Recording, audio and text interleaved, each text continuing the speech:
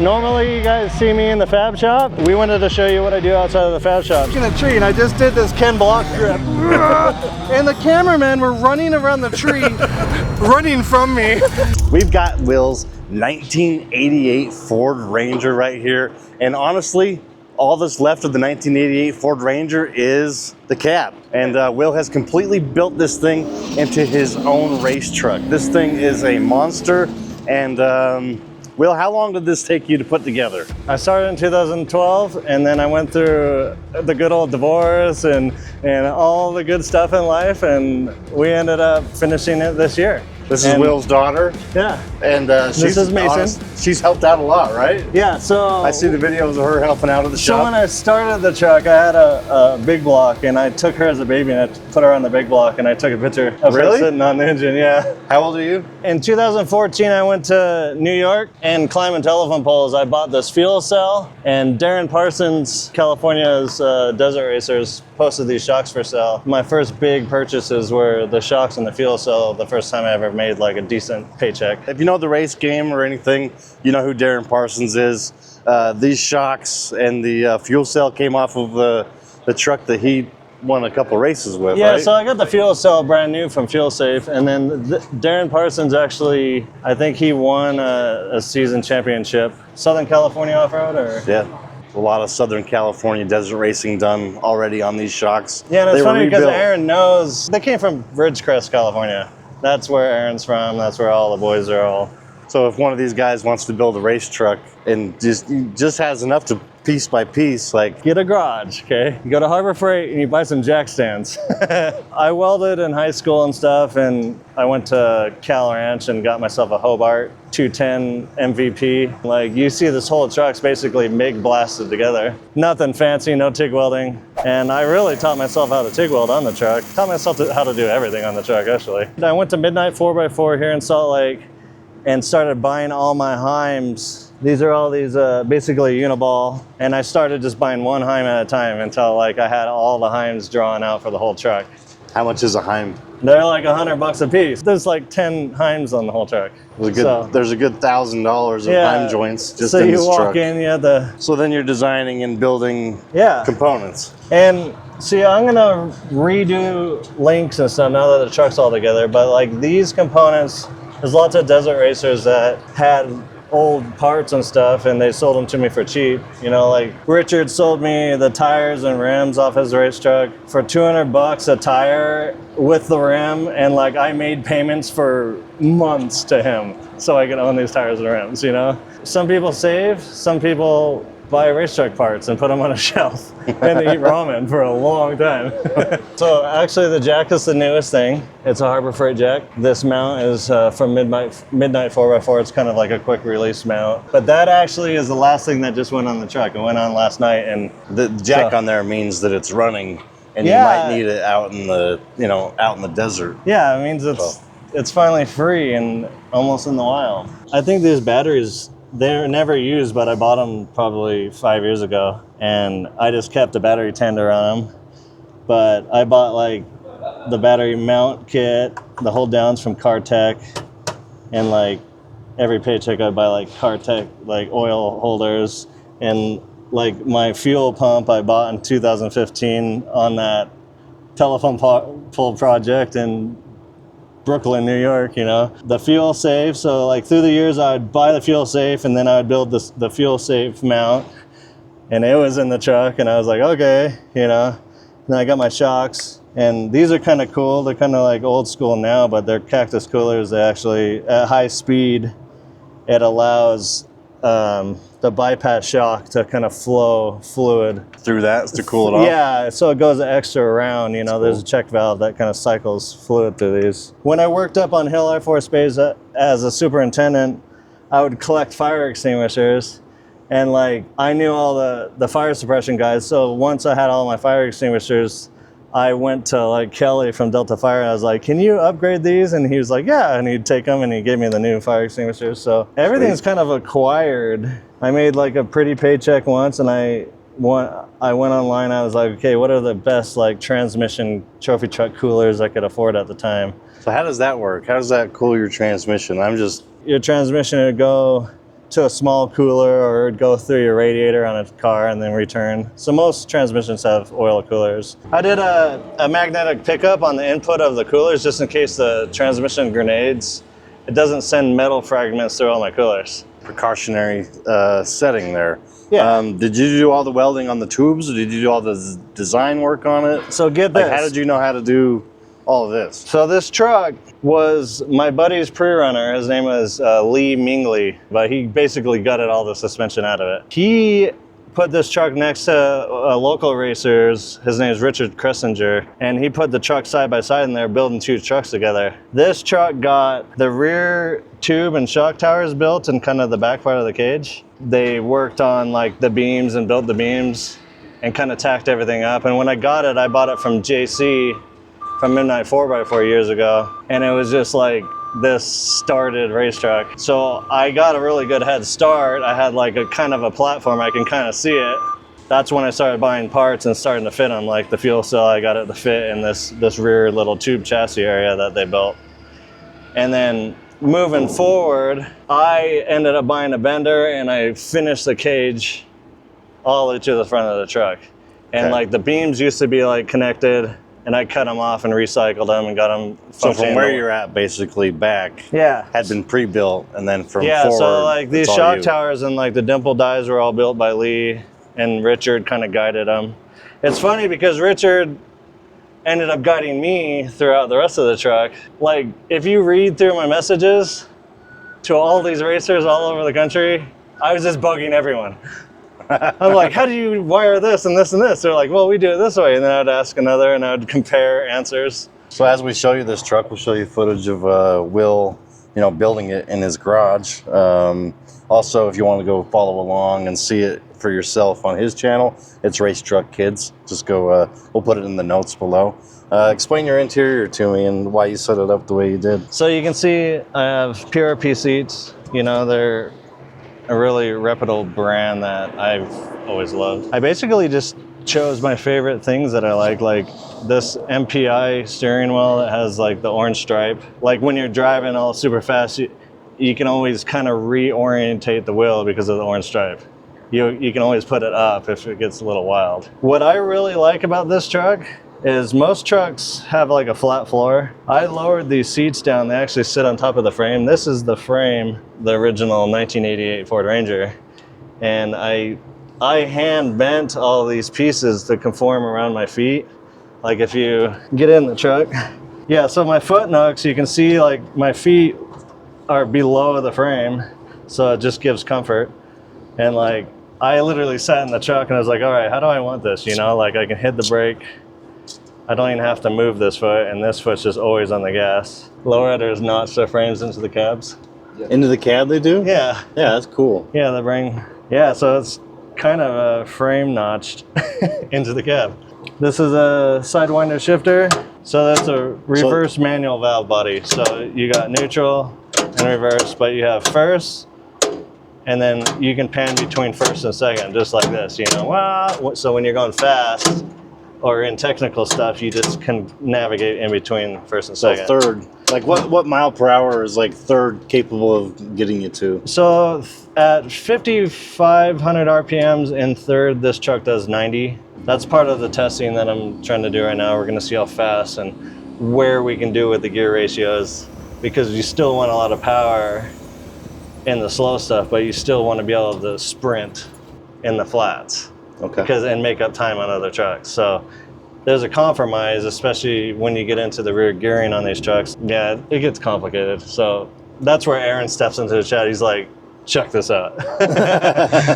Controls, you got, this is just a basically old school control board. It just controls relays. So you got ignition. It controls a series of relays under the dash. So ignition, fuel, water, oil, transmission, coolers, and helmet air. There's a breather setup. It's basically a race air setup that has a filter, so it filters the air and then blows it through your helmet. Yeah. I wish my car still had stuff like this. That'd be cool. To start your car every morning, you just be like, click, click, click, click, click. Like, I wanted it all manual, and now that the truck's done, they make race packs and like they made it all digital and it's super awesome, But when I was designing and learning how to build a truck, I knew how to wire relays.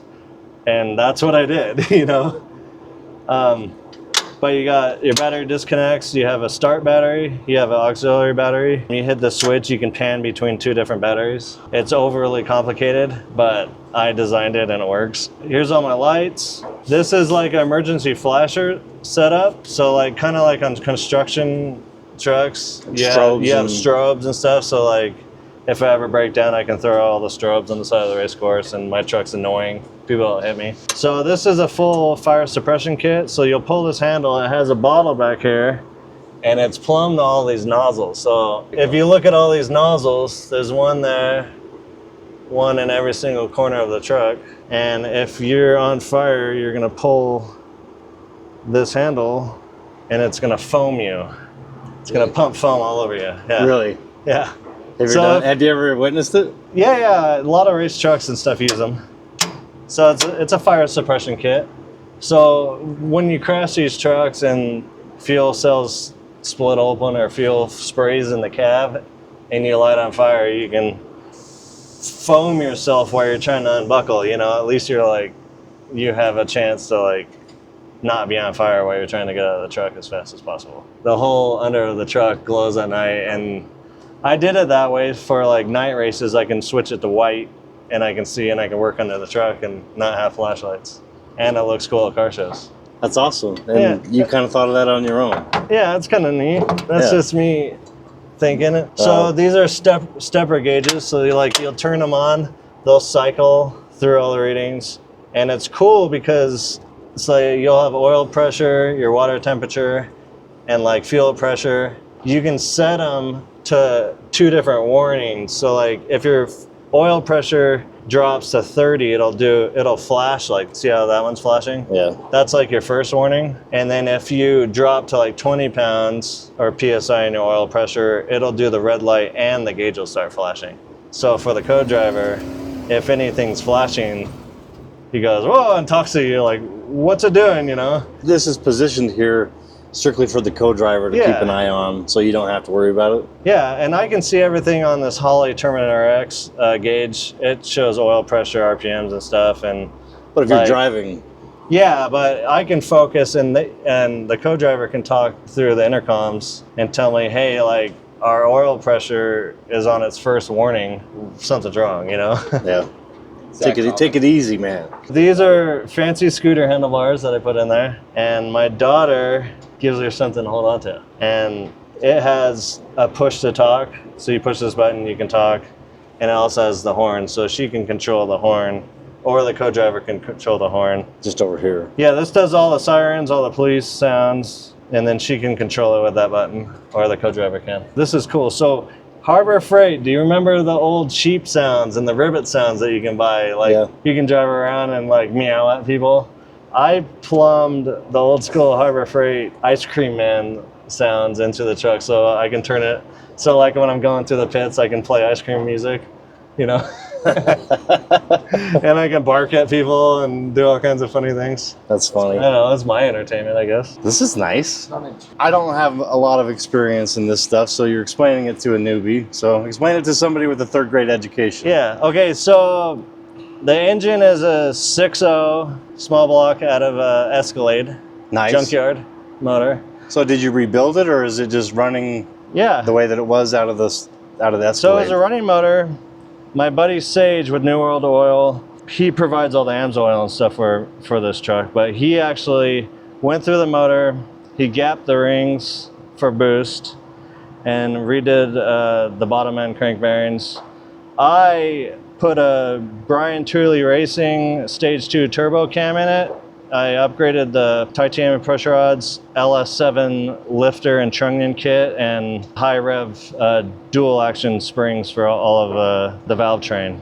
How much horsepower? Well, theoretically, when you run a turbo on a 6.0 liter LS, you automatically are in the 600 horsepower range at low boost. This is running a Holley Terminator X harness, and it's basically its self-learning system. You set it up for boost. You're like, I have this size motor, I have this size turbo, and I have this size injectors, and it goes, okay, and starts right up. And it was kind of plug and play, and it actually takes all the readings while it's running, and it kind of self-tunes.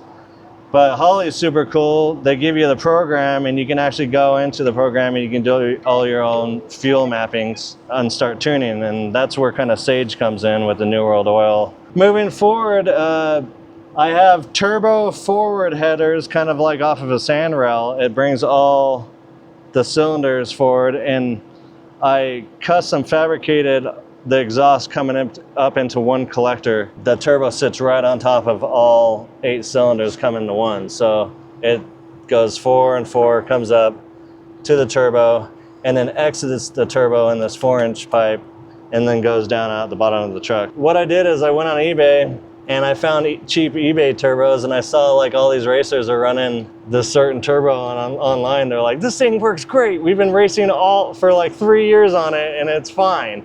$200. Off of eBay? Yeah. That's awesome. It's an Amazon turbo or eBay turbo, and it works great. How much would a comparable turbo be if you were going to go out and buy the best thing that you could buy? They're like $1,000 on, like immediately. Boom, save yourself some money. Yeah. Easily go up. So far, so good, you know. Okay. So I'm cycling 21.5 inches of travel up front. This is called a crossover steering setup. You got your pitman arm, and it controls these 2 swingers. And what it allows is, as the beam falls down, you can see the steering follows the geometry of the beam. So no matter when the suspension falls out, the steering always stays straight, allegedly, if it's actually mocked up and cycled properly. So like this truck, it's when the tires do full droop, like when you jump, it was important for me to have it toe in slightly so when it lands, it doesn't jerk to the left or right. So like that's all steering geometry. And like when I got the truck and like these beams were pre-built and like I put them on the truck, it wasn't cycling right. So I ended up cutting the beams. I cut these beams off because they're J-arms. I cut them off and I added like 2 inches, and I moved all the beam hangers around until I would cycle it and make sure I had all the proper measurements so it actually steers. So like when this truck's flying across the desert, like I have 0 bump steer. Your steering wheel's not ripping out. It just stays. And you've done a little bit of testing so far, haven't you? Yeah, so my first time out, I brought my daughter. We went out to my property. I bought 20 acres over the last years. I made payments on it, but I just paid it off, and I'm planning on doing like a short course setup with jumps and stuff just for this truck. So how far away is the property? It's an hour and a half from here. It's just past Wendover. It's like on the front of that mountain range. I don't know. It's all coming together these last couple of years. This isn't what we do on a day-to-day basis, but I would say that's the heart and soul of the Fab Shop, is this, race truck thing. That's why we're building the TRX. That's why Will's building this. Ash has plenty of experience building custom off-road, buggies and whatnot. But thanks for showing us your truck, Will. And stay tuned, because we're going to go out. We're going to actually put this thing in the dirt and see what it's made of. A few moments later. Normally you guys see me in the Fab Shop. We wanted to show you what I do outside of the Fab Shop. So this is my personal truck. I've been building it for years, but this is the weekend and it's not work time, it's truck time. Except for Steven, sorry Steven. It's okay. But he likes being here. First truck that came in last gets a ticket pulled, and then if he comes in last the next round, but I think he broke, he'll get another ticket pulled, and then so far, out of that second heat, it's gonna be, I came in second. This next round, I'm planning on coming in first. You guys don't know, but this truck, this is the first race in it. So I'm like driving and trying to figure it out. I was like, okay, what's it do in this gear? Legitimately, we put the window nets in and stuff last night. So like it hasn't been race legal yet. This is the first time it's been race legal. Yeah, I'm testing this thing right now. We're putting on a show. The turbo sounds great, and we're seeing what breaks. So far on the practice lap, we blew a gasket on the oil feed line going to the turbo. It was smoking like crazy. We came back in. Sage had a gasket on hand with New World Oil, and we swapped it out. Now we're getting ready to party. Now that I got the first race done, I can shake it off and be like, okay, it's time to have fun. Yeah, this is where I get my inner chi and breathe. But yeah, man. Race truck kids, New World Oil, Basin Nation. Really up to you guys.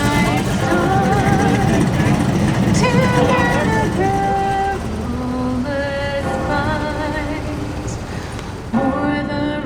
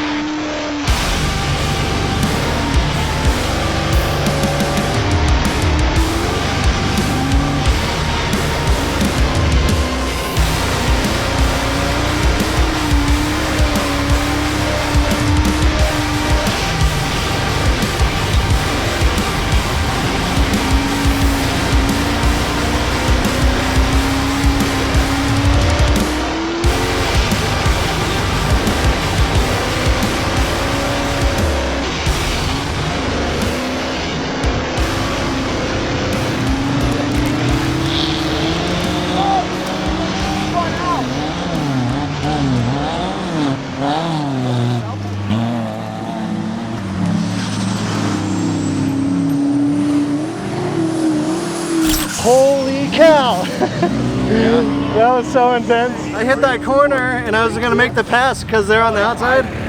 And I spun out and I was facing a tree and I just did this Ken Block grip. And the cameramen were running around the tree, running from me. And then when I pulled out straight, the maroon truck passed. I was like, no way. I was looking in the rear view. I was like, oh no, he spun out. And I was like, ah. Well, I don't have a sway bar right now, so like setting up into those corners like gets super like three-wheel motion, and like I had to be really careful. Like I felt both my tires come up. I scared myself a little bit. But I feel like if we drop a little We bit, get a little more traction. We're gonna drop to 20 psi. See if we just get the edge on these guys. Get a little more grip. Yeah, because the water truck's being aggressive out there. I don't want to drop them too far because I'm already getting on two wheels, and the sidewalls collapse if you're not stabbing the throttle. You know, you get this balloon effect going into the corners. So you got to find this like balance between too much air pressure for cornering and then less air pressure for sticking to the track. a little bit. So my adrenaline high, I'm starting to crash. You might try shutting your mouth while I've got something to say. I said the